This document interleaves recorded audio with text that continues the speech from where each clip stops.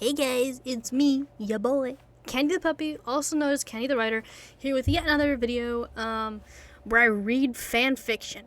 So, if you have no idea what's going on, A, go to the first episode, kinda need that. B, I mean, neither do I, so we're just in the same boat. Let's just enjoy the ride. We don't have to know what's going on. We are the what's going on. Anyways. Chapter 3 of The Main Villain's Daughter Wants to Save the World! Yeah, so chapter 3 is called My Master Plan. It's very short, so I'm just gonna be...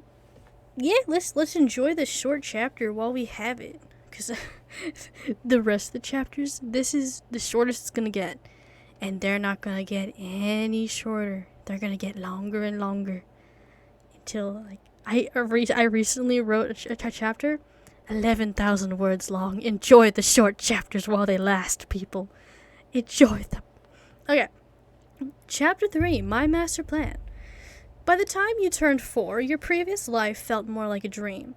Still one you could very clearly remember. But this was your reality now. No longer did you just feel like some puppeteer. Instead, finally accepting this new body and life as your own. Took you long enough, but at least you were here in the present, just in time to get things done. You were on a mission, after all. If your dad was right, and you really did have to be careful about which quirks you stole, then you guess it would be crucial to prioritize ones that were important to your mission. Early access to the internet was a godsend. Google search, Endeavor's family. No information found. Probably for safety reasons. Google search, Todoroki family. The Todoroki family is one of prestige and honor. The head of the household, Enji Todoroki, is currently the number 2 hero, Endeavor. He has a wife and 4 children, though they are very secretive about their home life. No S, you mumbled while at your mom's computer. Immediately after you looked around frantically for her, sighing in relief, you returned to browsing for more information. Google search, Todoroki household. After gaining access to their address and a map of the surrounding area, you looked for that mountain mentioned in the anime. It had been a while, so you had forgotten many of the finer details, but it was probably your best shot after interfering. The numbers frightened you. 4 children meant Shoto had already been born, and Toya was still considered alive, meaning this was probably the most critical part of his life. No time could be wasted. Immediate action had to be taken if you wanted to prevent him from becoming the terrible villain he was known for in your past life. And there might be no time to try to befriend him or talk him out of it either. The only way you knew how to fix this was by using your newly awakened quirk. Google search, anime convention near Seketo Peak. Search history later deleted. Wow, I'm so good at reading, guys. Let's go. Ooh, I'm excited! Chloe kicked her feet in the passenger seat giddily. You laughed at her excitement. At the wheel, your dad drove with a pleased smile on his face. He had dyed his hair black and used a special quirk to shrink himself to a more manageable height. Still, he was pretty tall, at just over 6 feet. It was a happy day for the Shigaraki family. Okay. Very, very rarely did you 3 go out as a unit. You kicked your feet about in your little booster seat, staring out the window happily. It was like a little road trip. Getting your parents out here was fairly easy. All it took was you showing a little interest in anime, which Chloe loved. Besides, despite all of her years on this planet, at her core, she was still a weeb. Then, all you had to do was mention to her an anime convention, claiming you heard about it from one of your friends in pre-K. BTW, pre-K was total nightmare most of the time, wasting your life away, learning basic shapes, colors, and words you already knew.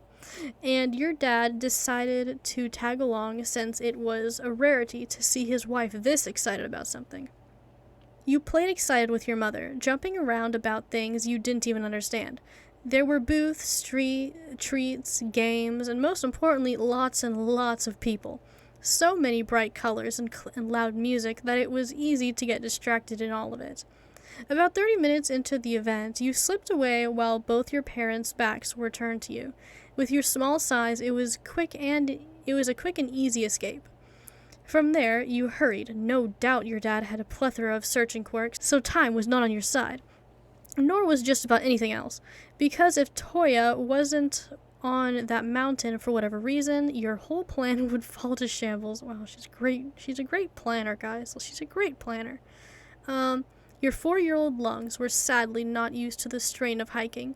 Being cooped up in a small suburban home was most of the time. You had few chances for sports and exercise. A real shame, because you used to be quite beefy and capable.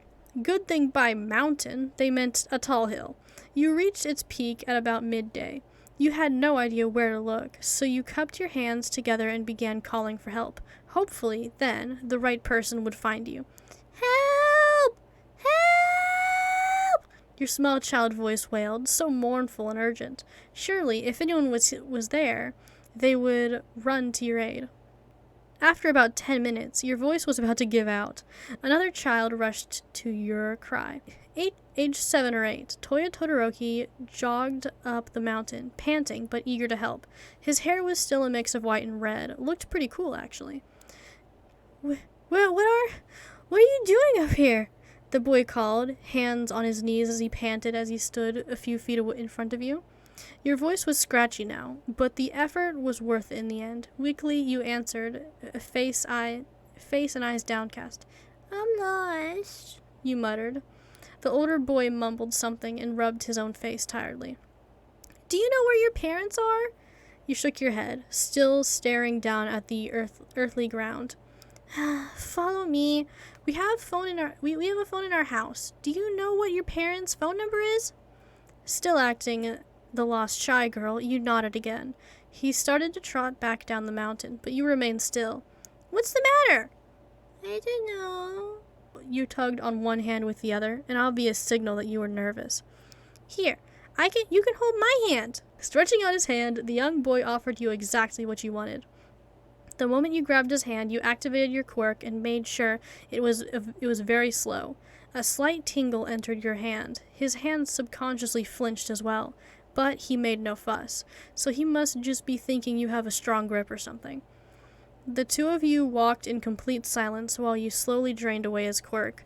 You wished you could say something more that might actually help, something that might guide him down a better path, but you knew how little he cared for the opinions of little girls, and there wasn't much you could say without revealing how much you secretly knew about his personal life. Thank you. It was the only thing you could think to say. No problem. He was so nice. You felt kind of bad about this, but at the same time, you knew that now, whatever path he went down, at least it wouldn't turn him into Dobby. Even if it was by just a little bit. Hopefully, he would be a better man.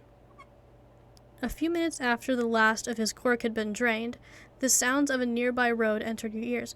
Oh, I really recognize this road. Pointing to it, you pulled your hand out of his and began to run away. Wait, that's not very safe though, the boy called after you. You smiled brightly over your shoulder. My mommy and daddy must be looking for me everywhere. They'll find me, thank you. Jogging through the forest away from the boy, you couldn't tell if you'd just saved the boy's life or ruined it. Nothing was certain past this point. Finally breaking free from the woods onto the empty sidewalk, you zipped your head around for anything resembling the way back to the convention. Bwah! Some strange portal sounds from behind. You spun around, your mother already only a foot away, pouncing you quickly. Gin! She wrapped her arms around you and pulled you closer into her, arms trembling with fear of letting go. Don't you ever run off like that again! Starting to cry. Your big eyes began to tear up as well. You never meant to hurt her this badly. Guess you had been missing for a while now. Maybe even a couple hours. certainly wasn't as bright as it was before. I'm sorry, Mommy. Crying too, you hugged her back and buried your head into her shoulder. Her hold on you was so tight, made you wonder if she'd ever let go. After things had settled down a little, your dad placed his hand on your head and playfully messed with your white hair. Looks to me like you've gained your very first quirk, he remarked with such pride. You nodded and smiled up at him. Yep, can you tell what it is? Not quite, but I can sense that it's very strong. You chose your first quirk wisely, my angel. Your smile broadened even more. Maybe you could put Dobby's flames to good use someday. Yay! That's the end of the chapter. Again, very short. Let's go. So thanks for reading, and hopefully I'll see you in the next one. Bye bye.